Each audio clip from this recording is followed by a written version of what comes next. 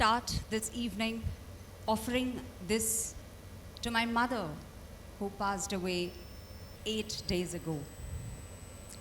The toughest part of my life, but she was my first guru, and she was the one who initiated me into this life lessons of eternal Vedic wisdom, which I bring forth today to all of you here, including the youth that I'm completely excited about. Through my 18 years of career in the corporate world, one thing that was commonly always described in the boardrooms was the knock of uncertainty. Can somebody just help me with this?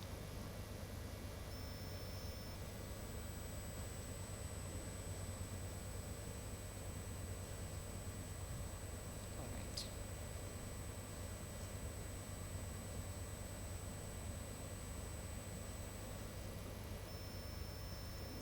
Very commonly discussed in the boardrooms, VUCA, BANI, acronyms for a volatile world, for an uncertain situation, for a brittle mind, for a non-linear, for an incomprehensible, anxious state of affairs in the world. RUPT, rapid, unpredictable, paradoxical, tangled. What does this do to your breath and psyche when you hear this about the world?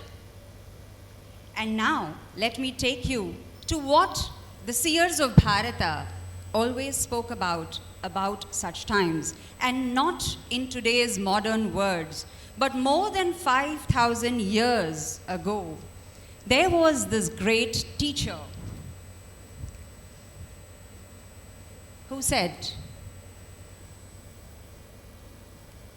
Matra sparshastu kaunteya shitoshna sukha dukkhadaha.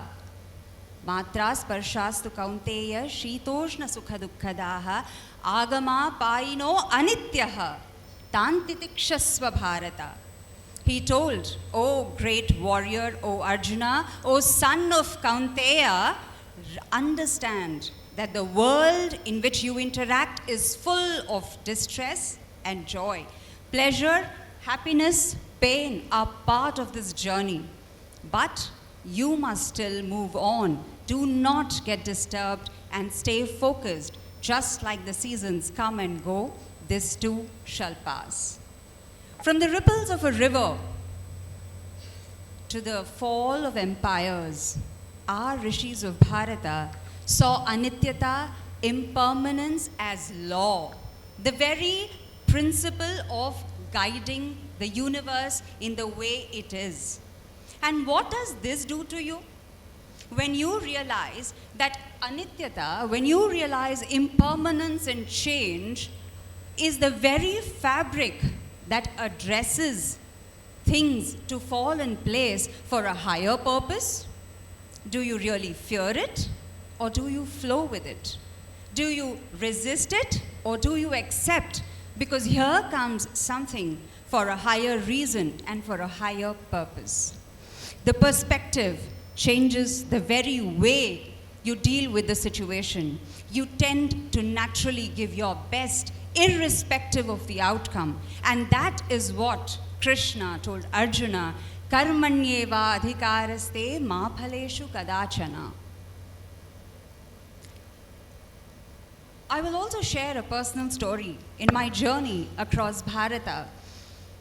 One of the evenings, as I sat through a temple at dawn, I saw an old monk sweeping the floors of the temple very intensely with absolute rapt attention. He had a radiant face and an absolute calm demeanor in spite of his frail body. I asked him, Swamiji, in this unpredictable world, how do you stay so peaceful? He looked at me, he smiled and said, there is one thing that you can never sweep away, and that is uncertainty. But if you sweep your heart of the resistance to this chaos, If you sweep your heart to this resistance, then even chaos can become sacred. Uncertainty is not an obstacle. It is not an enemy. It is not an error. It is life's very design.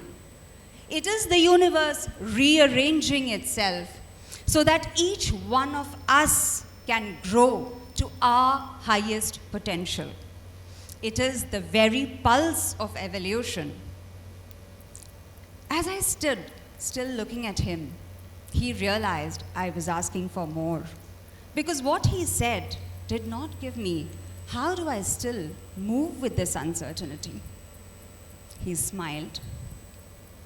With a wide grin, he said, simply use the boat of learning, the oar of focus, and let the wisdom of the wise be your lighthouse. These words stayed with me forever. But that's not all. How did the seers of Bharata address this anityata?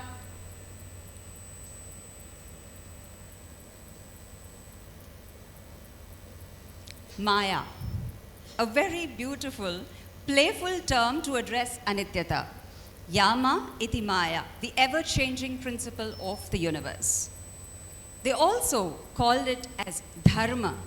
Dharma is that principle of the universe that constantly brings balance and restores harmony at all levels. And for dharma to happen, change is inevitable. At a transactional level, the leaders of Bharata, like Chanakya, Chandragupta, called it Niti and Nyaya. Niti and Nyaya is all about policy making that allows organizations, businesses, and economies and national leaders for strategic governance and wise decision making.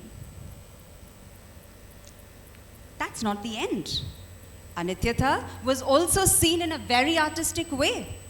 It was called as the dance of Shiva. It was called as the Rasa Leela of Krishna. And for those who were Devi worshippers, Anityata was called as the Mahamaya, the Mahashakti, the Prakriti, the divine presence, which graces all to realize their highest potential. So, the wise beings of Bharata did not see anityata as an error, but the very design in which life expresses itself. In an age which is obsessed with control, the question is not how do I remove uncertainty? The question is how do I expand my awareness?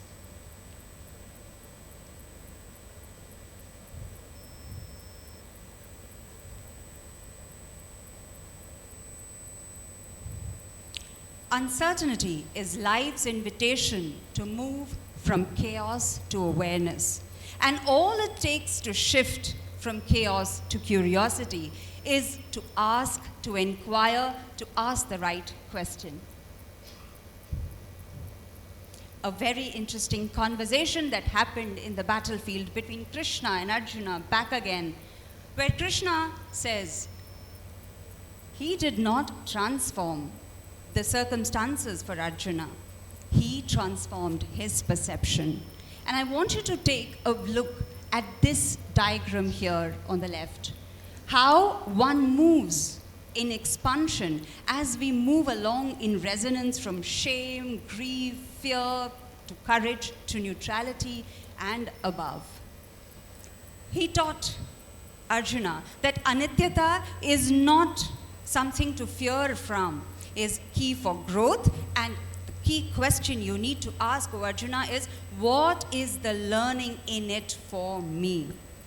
This mindset expands your very awareness towards peak potential, which you see right at the top, peak performance, synchronicity, and extraordinary outcomes. And can I tell you all a secret?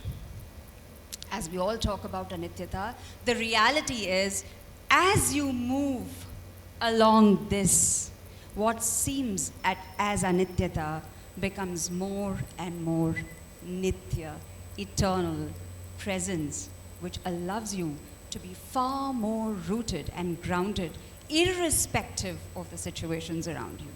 So the key to anityata is to realize your nityata. So 3 questions we can all ask.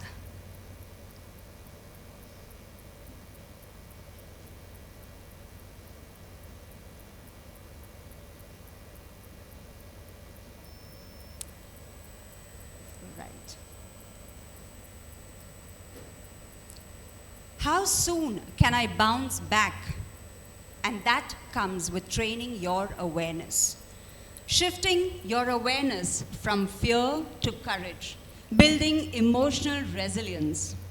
And what is the life's gift that you unlock? Your hidden potentials surf up. The second question, can I think from a space of deeper inquiry? What is life offering to me in that situation, and what is it making me realize about myself through that situation? And instead of spending your energies in lamenting, criticizing, and blaming, can I raise my awareness from apathy to acceptance and learn the art of self-inquiry? And what is the gift that you unlock when you reach that point? You receive clarity and creativity. And above all, when you cross this, you want to focus your energies with a higher purpose, which will enliven you and your surroundings. And that is when one moves from a consumeristic attitude to be a contributive person in society. You become a caring, sharing, a person who carries the beacon of love and peace. And what's life's greatest gift you receive? At every point you unlock something.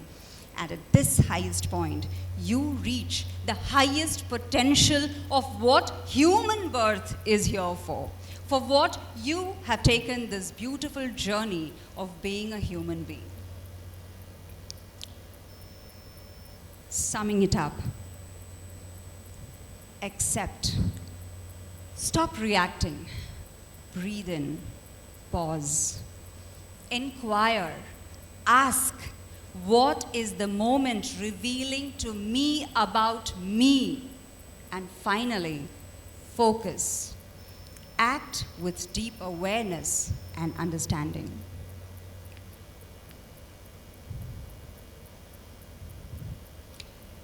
I have a final closing prayer.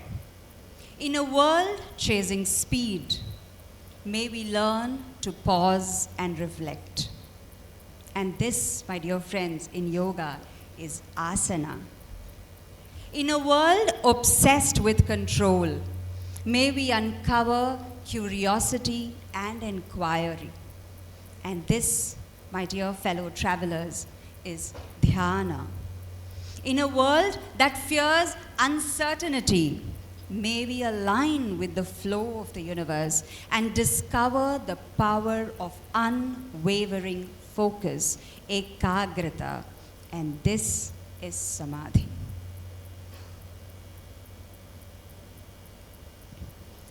I have a last parting question here, just tempted since I have all academicians here. What would it mean for our students, for our leaders,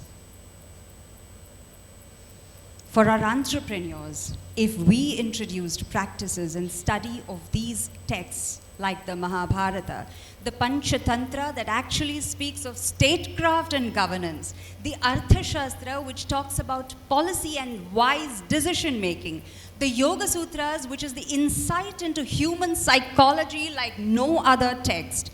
If we could introduce these in our classrooms and boardrooms and train the human psyche in clarity, self-inquiry, leadership, statecraft, governance, then, above all, a space for reflective inquiry in silence, then Anityata would be a celebration that Bharata always held at the core of its heart. Thank you. Jai Hind, Jai Maa Bharati.